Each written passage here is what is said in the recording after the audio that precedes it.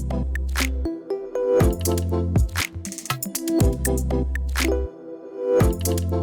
welcome to another episode of Cosmic Conversations. My name is Aman Batwa. I'm part of Caylent's marketing team, and I will be your host. On this podcast, we bring on friends from Caylent and across the tech industry to talk about their struggles and triumphs, the lessons they've learned, and the insights they've gained along. Through these conversations, we hope you will gain inspiration and practical tips to help you succeed in your own careers and personal life. In each episode, we dive deep into the personal and professional journeys of our guests, exploring the twists and turns that have brought them to where they are today. You'll hear from people across various departments, from sales and marketing to accounting, delivery, and engineering. So whether you're interested in the cloud-native industry or just looking for some inspiration, we invite you to tune in to hear our guest stories and discover how you too can achieve your goals and reach for the stars. Today, I'm extremely excited to introduce our guest who hails from the vibrant city of Cordoba, Argentina. Please welcome Ignacio Giro. Hello, Aman, and hello, folks. Nice to see you all and to be here in this second episode. Thanks for having me. Thanks so much for joining us, Ignacio. For people who have not had the chance to meet Ignacio before, something to know about him is that he was the first full-time employee at Caylent. So he has been with the company since the very beginning and has played an instrumental role in the company's growth. From an early age, Ignacio possessed a remarkable clarity of vision, knowing exactly what he wanted to do and embarking on a journey to fulfill his dreams. He started his career as an IT administrator, and by the time he joined Caylent, he was a senior DevOps. When he joined Caylent, the company was in its early stages, and he helped build it to what it is today, with almost 350 employees and growing. Fun fact, the team was so small back then that he kicked off a project on his first day, but the organization has come a long way since then, and so has he. With an unwavering passion for technology, Ignacio's journey began at the National Technology University in Argentina, where he dedicated himself to the pursuit of knowledge, earning a distinguished degree in systems engineering, while simultaneously learning a whole new language, English. But there's so much more to our guest than just his professional achievements. Amidst a bustling family consisting of 7 siblings, he draws inspiration from his father, whose display of hard work and guidance have shaped him into the remarkable individual he is. Beyond his professional pursuits, Ignacio is also a devout fan of football. When he's not cheering from the stands, you can find him channeling his energy through invigorating activities like swimming, running, and attending rock concerts from artists such as AC/DC and Pearl Jam. With great enthusiasm, we invite you to join us as our guest shares his wisdom, experiences, and what life looks like working at a startup. Ladies, gentlemen, and non-binary folks, please welcome Ignacio once again. Thank you very much for having me on this second episode. Absolutely. We're super stoked to have you. Being a Caylien, when I joined Caylent, my first experience, the first few months I was here, every day we saw posts on the channels across Slack praising the work you've been doing. And so you've been a star in my eyes since the beginning. So I'm really excited that you were willing to join us for this podcast. So to kick us off, I thought we'll start with a icebreaker. So can you please tell us a boring fact about yourself? A boring factor is... Yeah, that is a very good question. So, not sure if this could be considered boring, but I'm not very used to read books, And, well, maybe that is not a boring factor, but something I could call out is that I'm no longer playing video games. And there is... Yeah, and the reason being is, I ended up going to bed late in the night, and the day after was really difficult to get up. Oh, that's totally, I understand. You prioritize your sleep over playing video games, which is honestly a lot healthier for you. So Yeah. On the note I said around reading books is mostly because I'm used to read blog posts, that kind of thing, rather than reading entire books. But I'm not sure if that could be considered boring, It depends. No, I totally understand. I don't read books either, and if that's boring, then I'm boring. Right. Okay, so let's get right into it. I think first let's talk about what you're up to nowadays, Ignacio. What does your role look like? What do you do on a daily basis? Yeah, well, I'm currently service delivery director here at Caylent. I was promoted by April last year, if I'm not wrong. And well, it's has been a very great learning experience. My first time in my career playing this role. At the same time, is well, I have faced several challenges, and trying to get used to the new role nowadays. And besides all the operational stuff, I'm currently involved with internal initiatives related to the go-to-market, which are fun to have a break from all the operational and tactical stuff. And also working with some departments, trying to refine some processes, having fun. It's been a busy week because we had a public holiday on Monday, and that makes that everything is condensed in less days. But so far so good. I cannot complain. Oh, that's awesome. So you're playing a part in running the operations and also strategizing what the future is going to look like. Yeah, That's sure. exciting. That's awesome. Um, but let's talk more about your role here. But before we get to that, let's start all the way in the beginning, Ignacio. Tell us where it all began. Where did your story begin?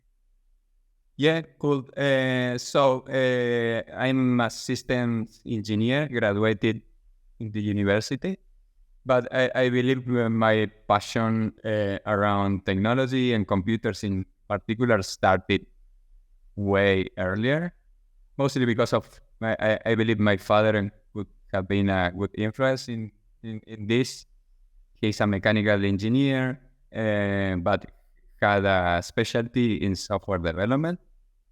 So I grew up surrounded by electronic devices, sensors, computers, that kind of thing.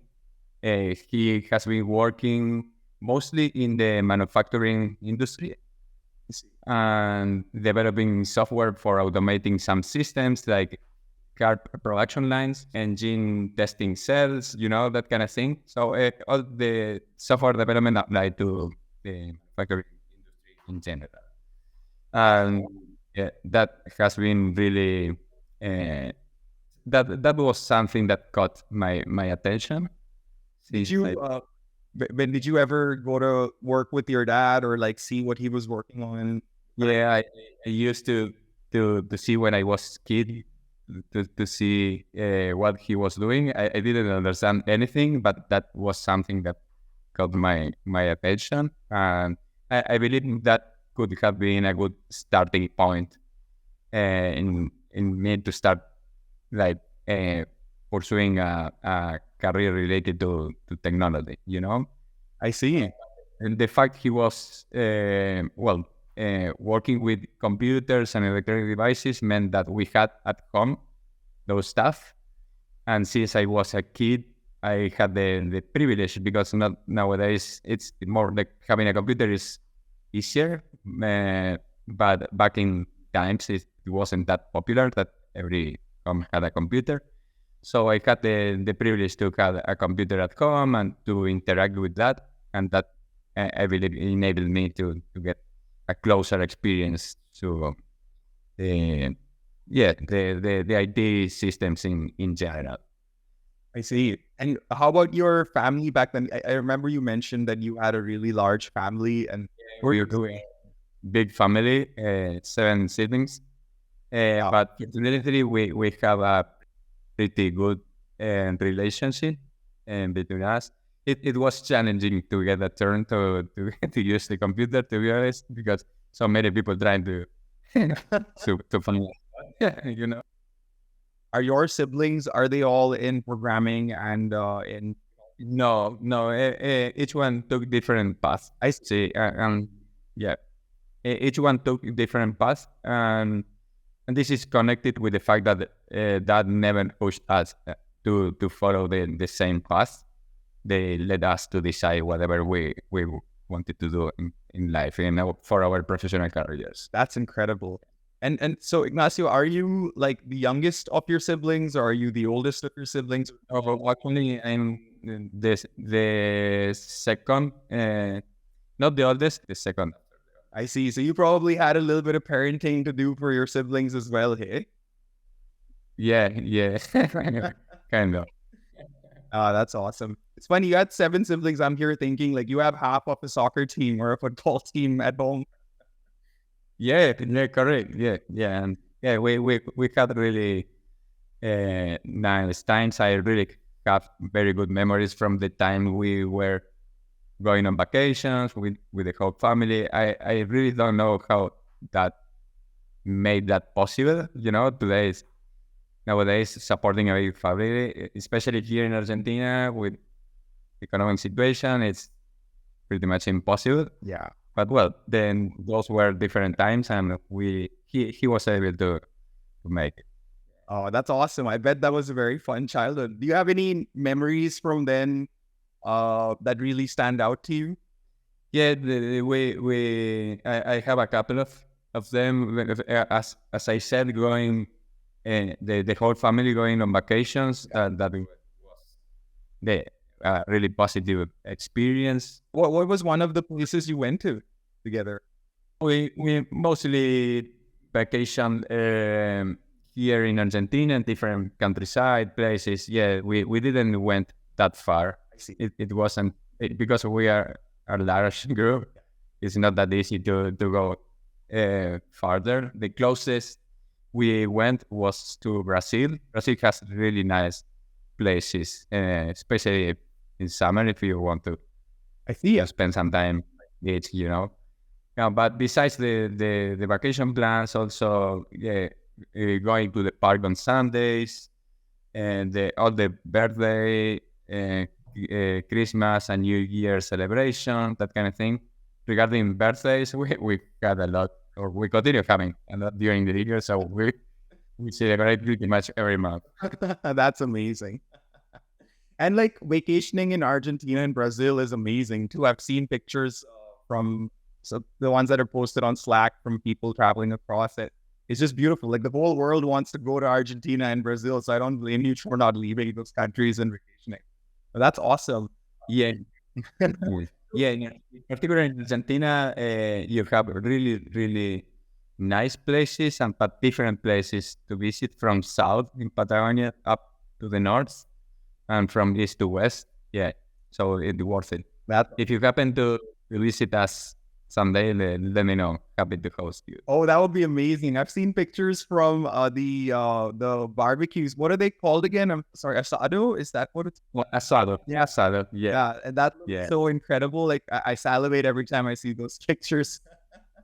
Yeah. And that remind me a joke I made to a former Caylen that is no longer in the company. He was from Texas, and I told him that we should make a contest between Texan barbecue versus Argentina asado. Oh wow, that's gonna start a war on this podcast.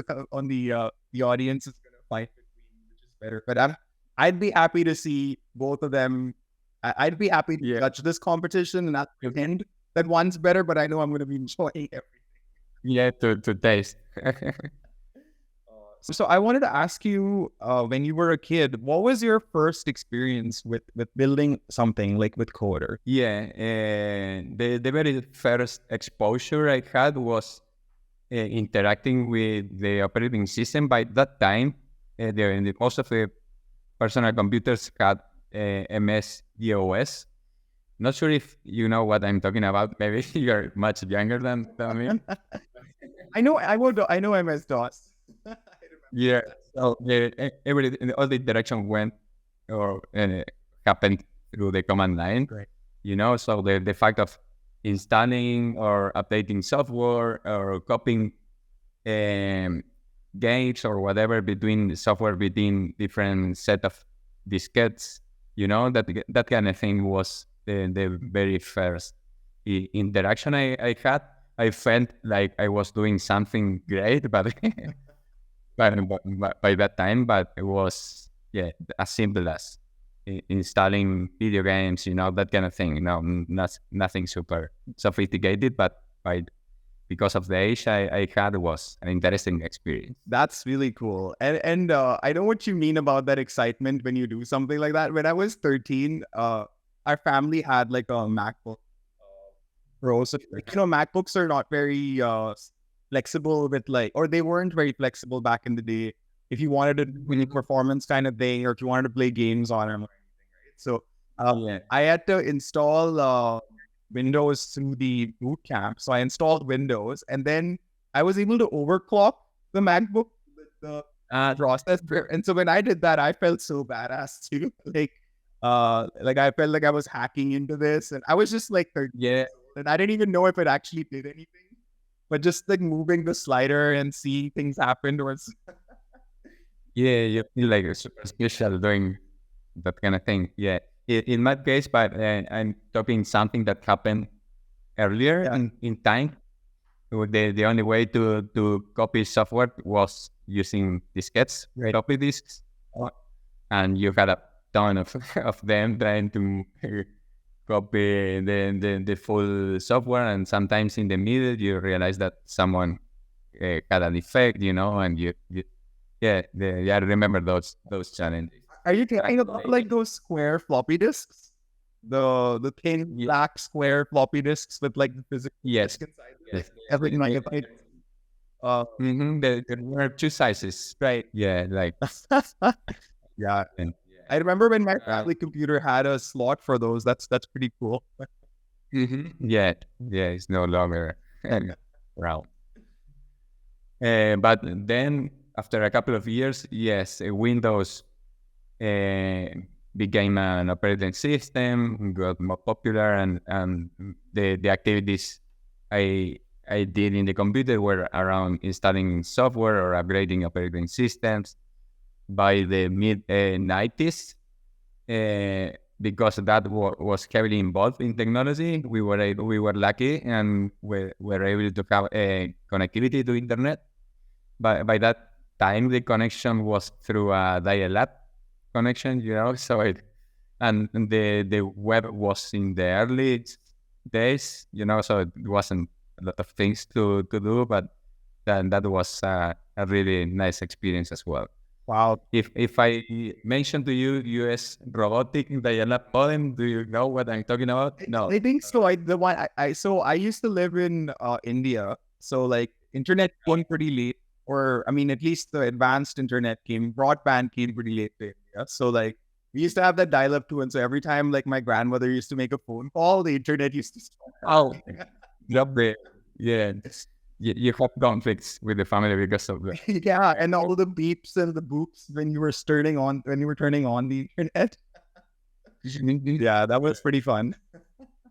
That's pretty cool. So tell me more about so now you built a passion for technology. You played around with DOS and you played around with Windows, and you started liking software, installing applications and working around with that stuff. So then you pursued that professionally in university. Tell us a little bit about that journey. Yeah, so I really liked everything around technology and computers, but to be honest, I didn't know what that actually meant from the professional standpoint. And when you are in high school, it's matter, especially when you are in the later stages, it's time to start thinking what you're going to do next. That was something that, I started thinking about. I was, by that time, I was sure that I wanted to pursue a career around information technology, but didn't have a clear understanding of what career to pursue. In that particular case, I got my dad's help again. He was, because besides being an independent consultant, he also taught at the university. Oh, so he had a pretty good understanding of the different careers and what those the job opportunities for those careers. So we had a chat, and that helped me a lot in clarifying the path forward. Of course, he didn't decide it for me. He only presented what the alternatives were, led me to decide based on that. Very cool. That's really cool. So you had really good guidance because you're not only was your dad proficient in the things you wanted to be good at, but he knew how to teach too and like how to guide you Yes. the right way. That's incredible. And so tell us about your university experience. Like how was studying like about programming and software in Argentina? Like were there a lot of other people that were in your classes, or was it, like software engineering still growing as a faculty then? Yeah, and back in those days, there were not a lot of options. Cordoba is quite a small city, and even when we had a few universities, by that time there were not a lot of options and careers related to IT. And moving to Buenos Aires, the capital of Argentina, wasn't an option because how big our family is. It's difficult to support that for every family member. And also because from time to time here in Argentina, we have some economic crisis, making things more difficult. So the only viable option was to study in a public university in Cordoba. We have a few. They are very, very good universities.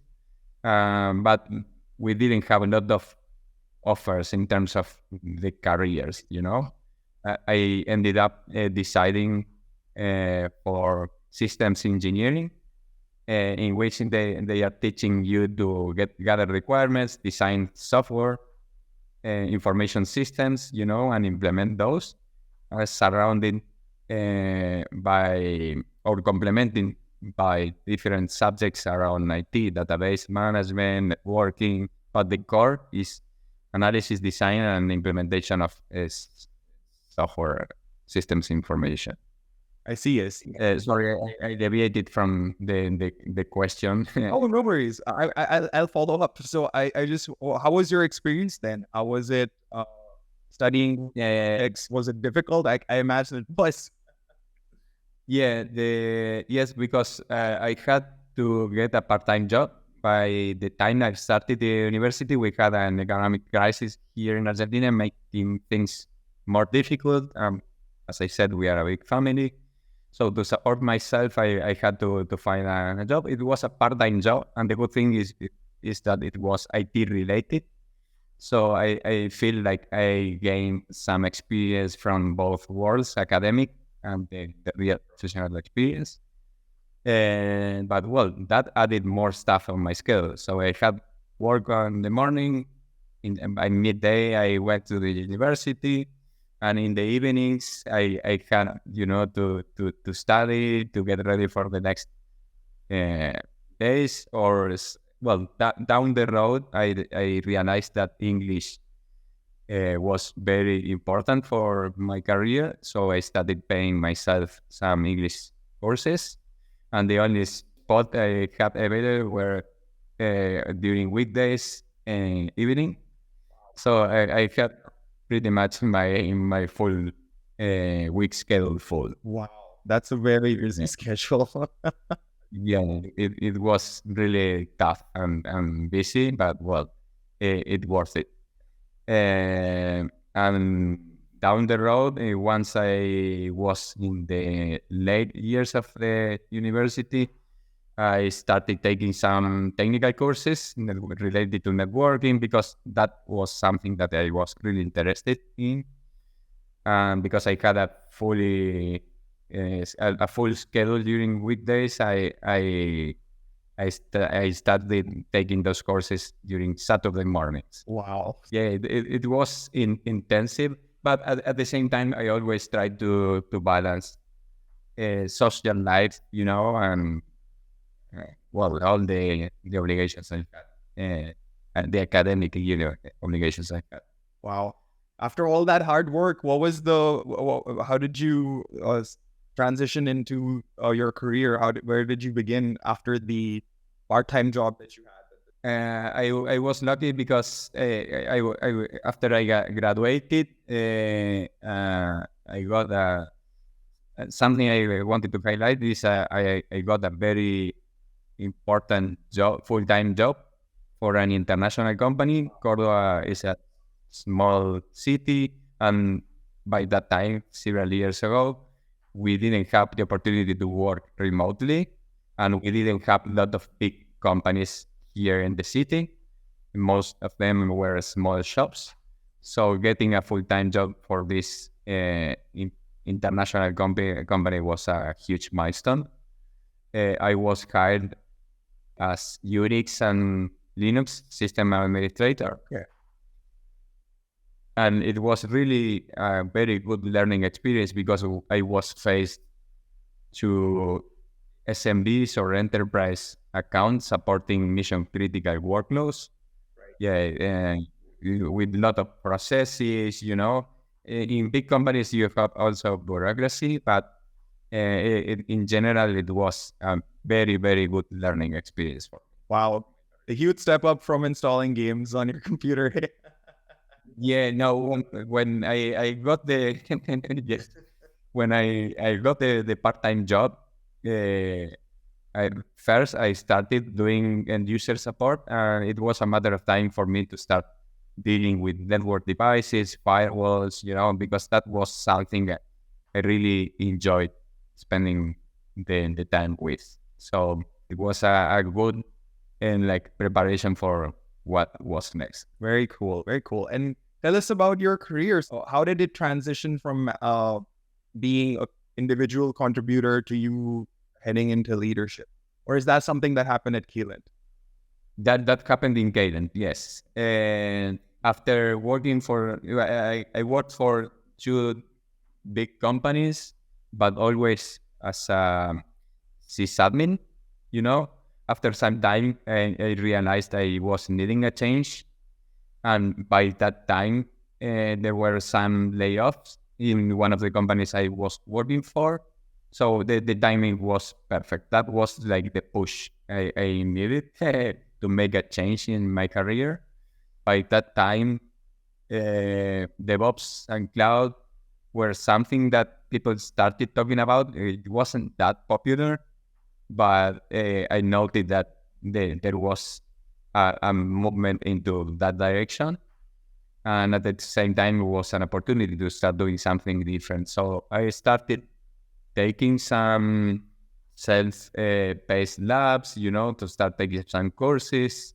Unfortunately, I was lucky to find and get a job to work as a DevOps engineer. And that is another good milestone in my professional career to highlight. I worked for that company for 2.5 years, more or less, always working as a DevOps engineer. To be honest, it wasn't an easy journey becoming from sysadmin to DevOps. There were a lot of new things or words, keywords, concepts like CI/CD, like configuration management, cloud, that were totally new for me.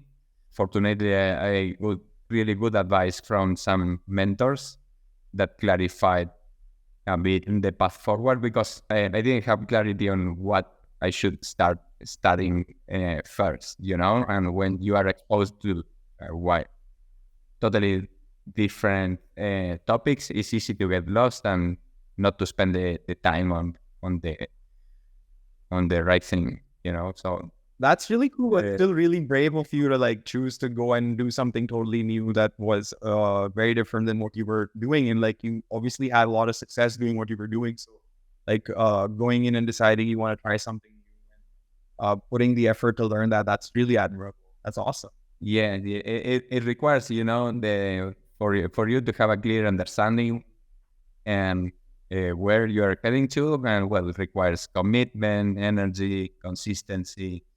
And it's also learning a deeply technical skill in an area that hasn't grown quite yet, and you foresaw that it would be growing, it would become a bigger practice. It was in the process, right? Yes, of becoming much, much more popular. I see. Very cool, very cool.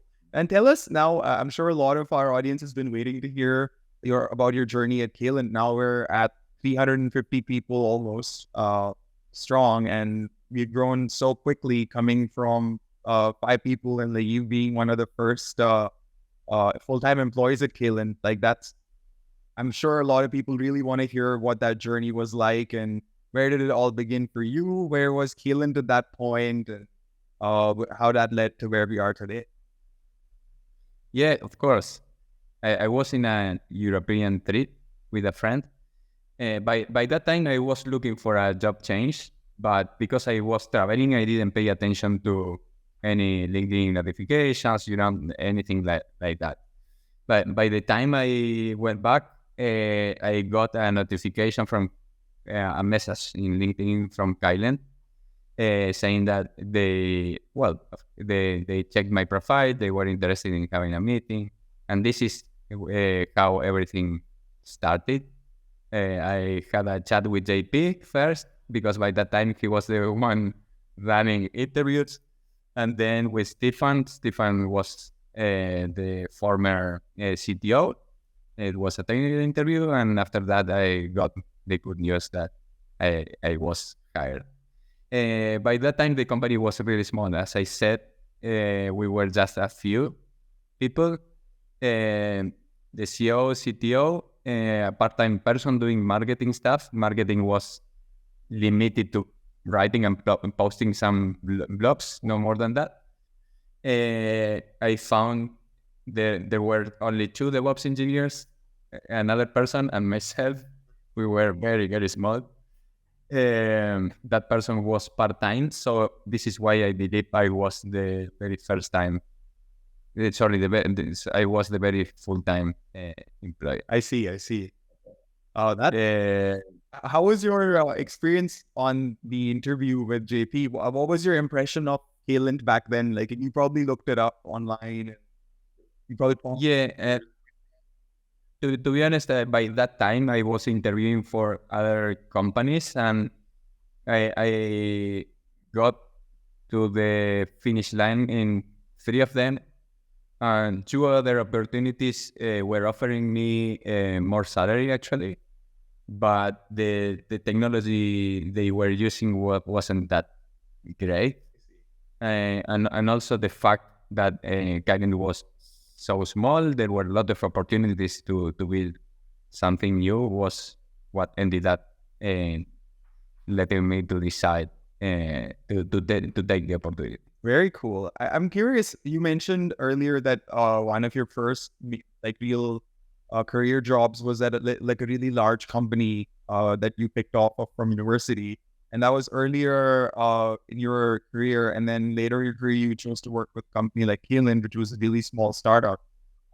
If you had the opportunity to work at Cayliens back when you just got out of university, and it was as small as it was when you interviewed, how do you think your path would have been different then versus how it was now that you were more experienced and you could contribute a stronger voice? The problem of the big companies is that you have very limited responsibilities. There are a lot of functional teams. One has different responsibilities, and so you have a very specific scope of work. So I think the experience I gained contributed a lot for me to start making some changes in the organization.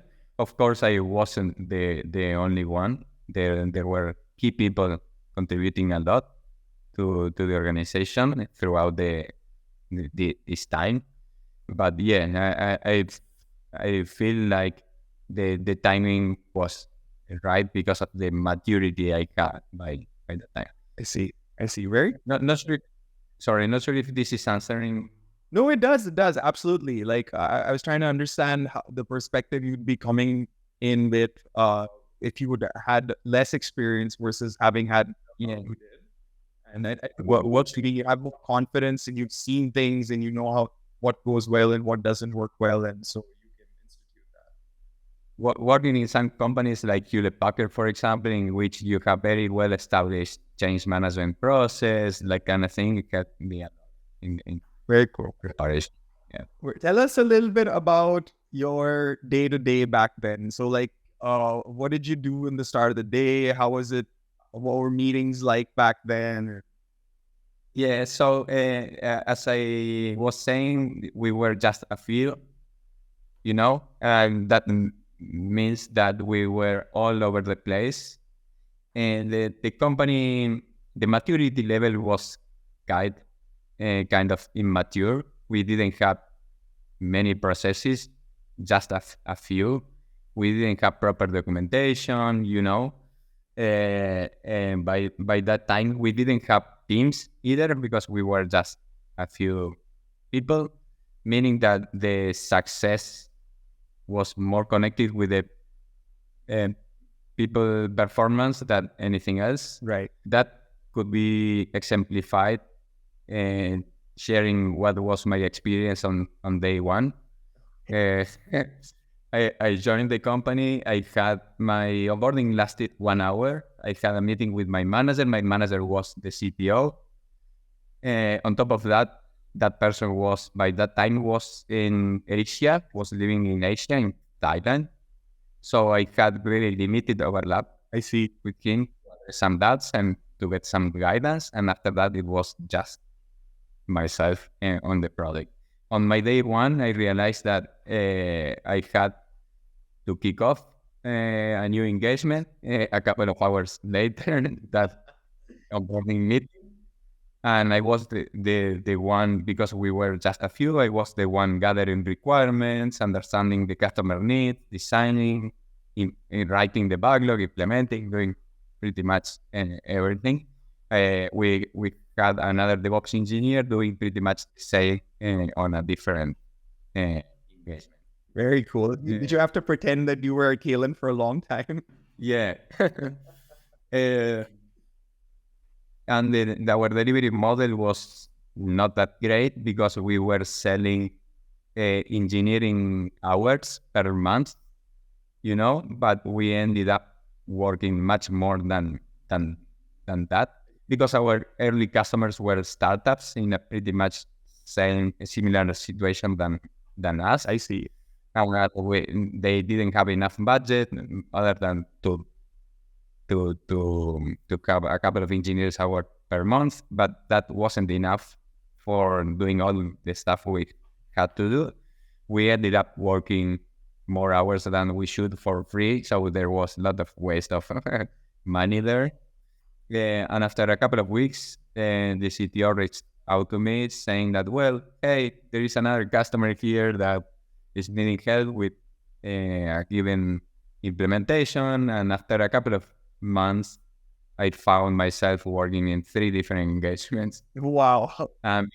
We were growing. It seems the marketing strategy about the blog post was having positive results. We had some additional customers signing new contracts, so we needed to hire more people because I was totally exceeding capacity.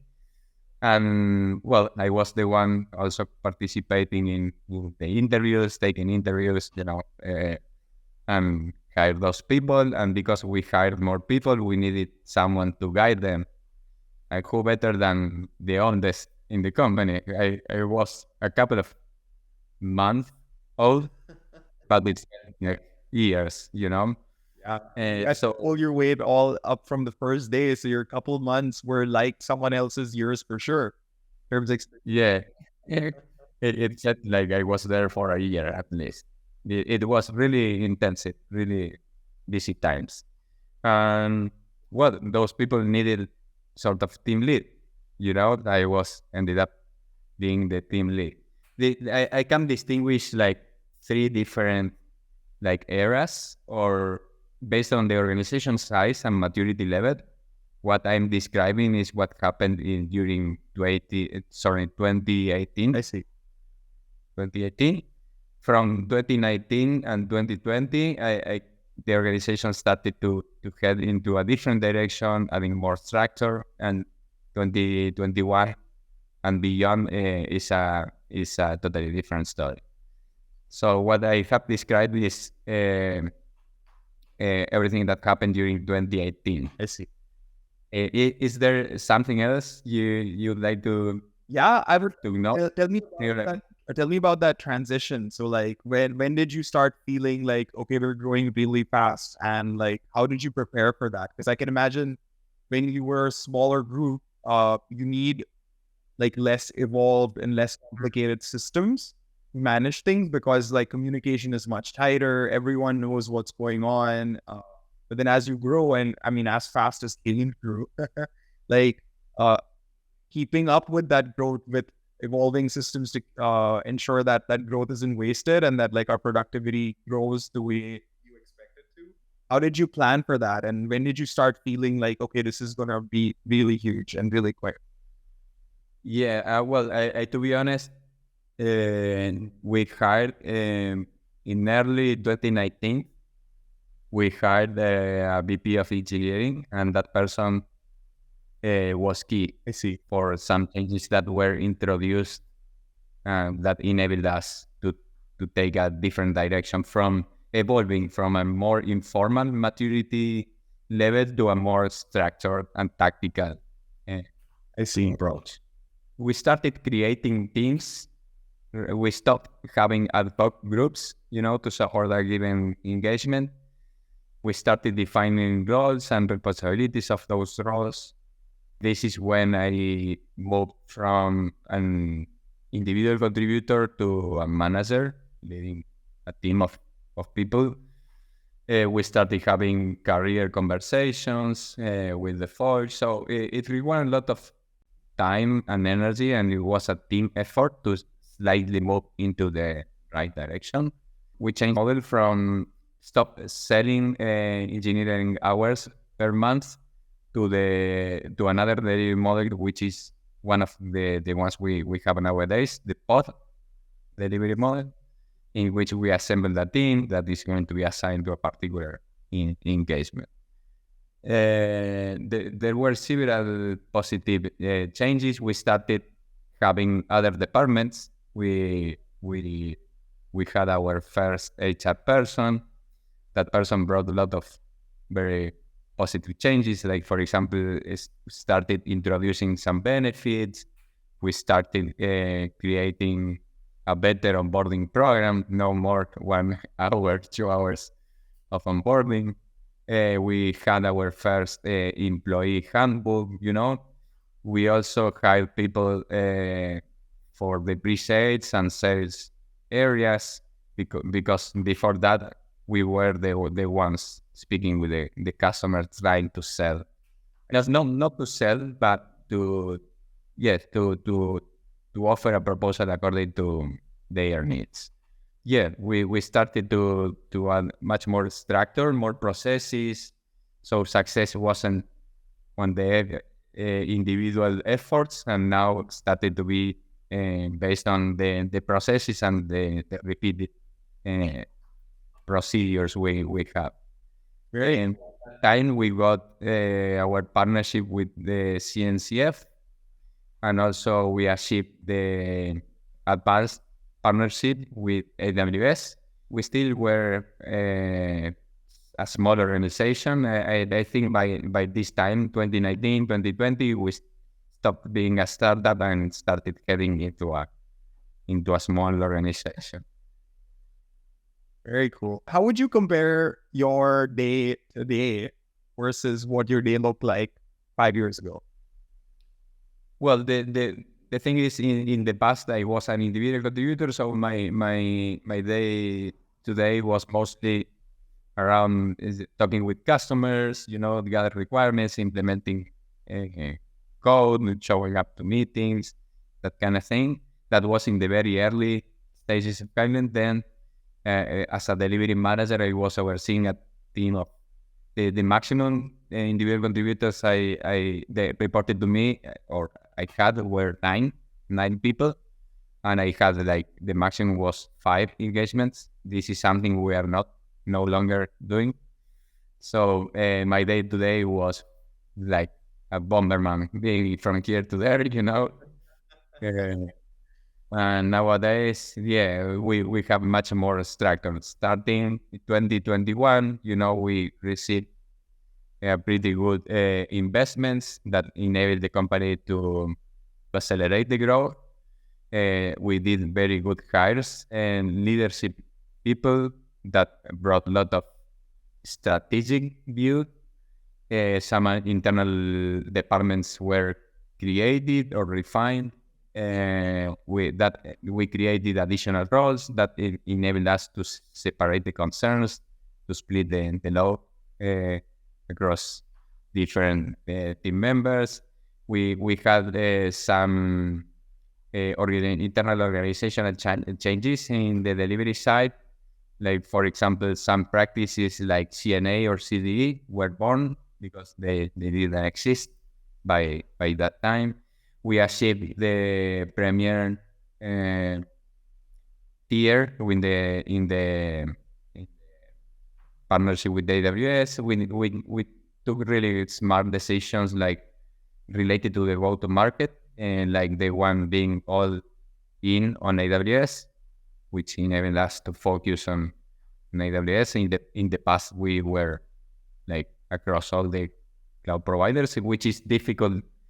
If it's difficult to manage. In 2021, we defined our company values, and it was really cool to have representation from different teams and departments.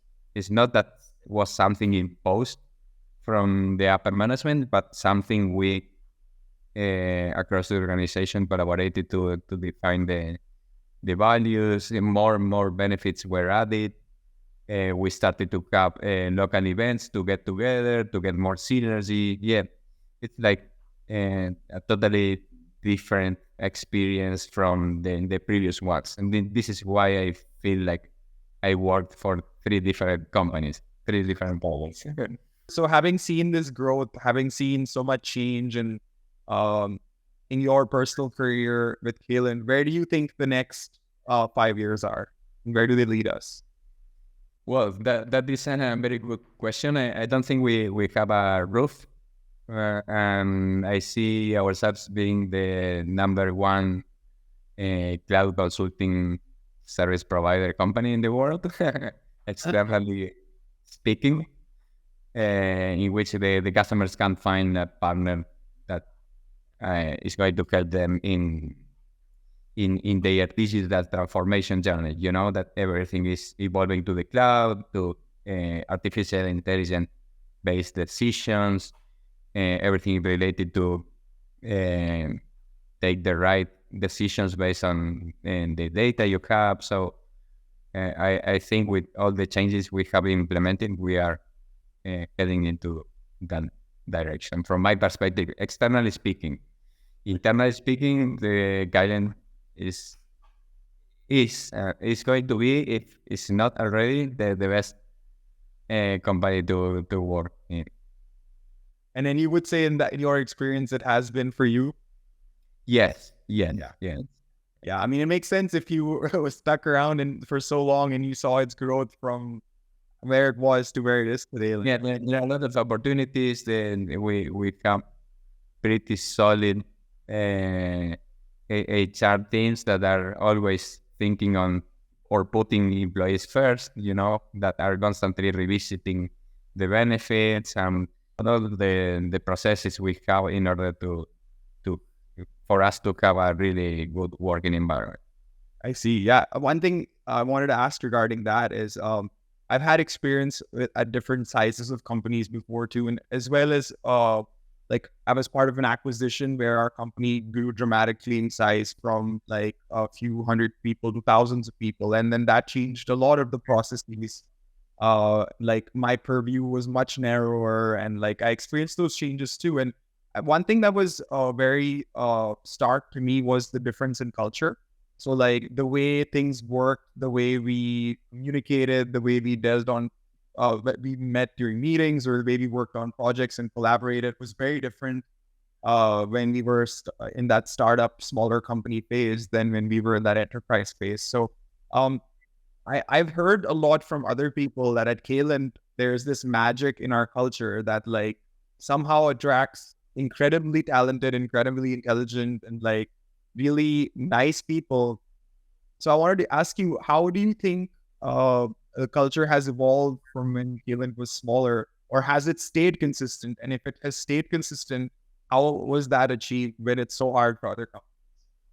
Yeah, and there are some values that even when they were not defined or formally defined by that time, they were there. Like, for example, the fact that the people is willing to learn new technologies and to put that those concepts into practice, is willing to help other people, no matter if they are busy, they are going to make time to help you on something. You know, people willing to go extra mile. And there are some key elements that I have noted since the early days of the company.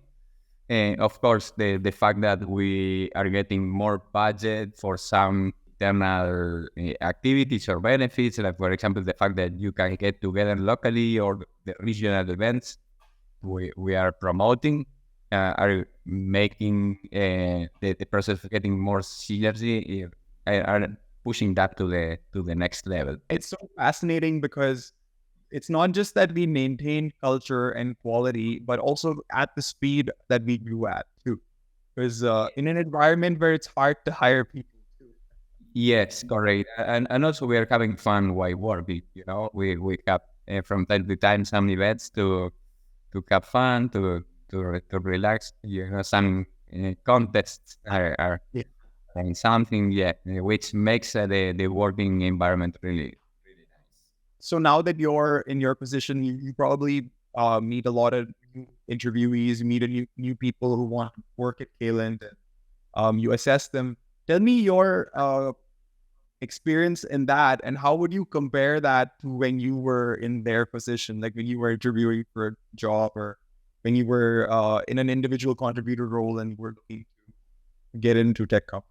In the early days of Cayliens, we didn't have a tool to track candidates. We didn't have a team of sourcers trying to attract candidates or talent. We didn't have a recruiting team, and down the road we only had one person. You know, we didn't have structured templates in order to consistently assess all the candidates with the same bar. And that has been changing a lot. We didn't move from that to what we have today in just one shot. It was a continuous iteration, continuous improvement approach to tackle that. So we had the right tooling in place. We revisited the interview flow. We have more people participating in the interview process. We are inviting individual contributors or managers to participate. They are willing to in the interview process. That way we can split the load. Right. Because we have templates and very well defined processes, we ensure that some consistency in the way we are assessing the candidates. Of course, we continuously review our processes, looking for opportunities for improvement, and well, we are in that stage. So like DevOps for interviewing. Yeah. Very cool. Let's talk about your aspirations. Where do you see yourself headed in the next 5 years at Caylent or in your personal life? And what do you want to achieve, or what are things that are on your mind? Yeah, well, that is a very good question. And to be honest, I didn't take the time yet to think about that. I was recently promoted to the director position, and I think or believe that I still have a long road to transit, you know? So, yeah. And what do you tell me a bit about yourself nowadays? What do you do aside from work? What are other things you're passionate about? Yeah, well, I'm trying to find a very good balance between personal life and work. I really like to do outdoor activities, go to the gym, you know. For me, practicing any kind of sport is super important in order to reset the brain. We spend too much time sit in front of the computer. It's important to reset the brain. Is healthy for the body and for the brain. I like meeting with friends, sharing barbecues, going to a pub and share some beers. I consider myself very social and friendly, and I like to that those kind of events. I I like attending rock concerts, but it's been a while since I attended the last one. After COVID, I I, I couldn't attend so many, and so looking forward. Is there one you're looking to go to soon? No. I don't have anything in my in, in my books, but yeah, of course, Not yet, but soon, maybe soon. yeah, maybe yes. Awesome. Well, there are new people who join Caylen every week, right? Like we see on Slack. What should they know about our company? What should they know about the experience of working here?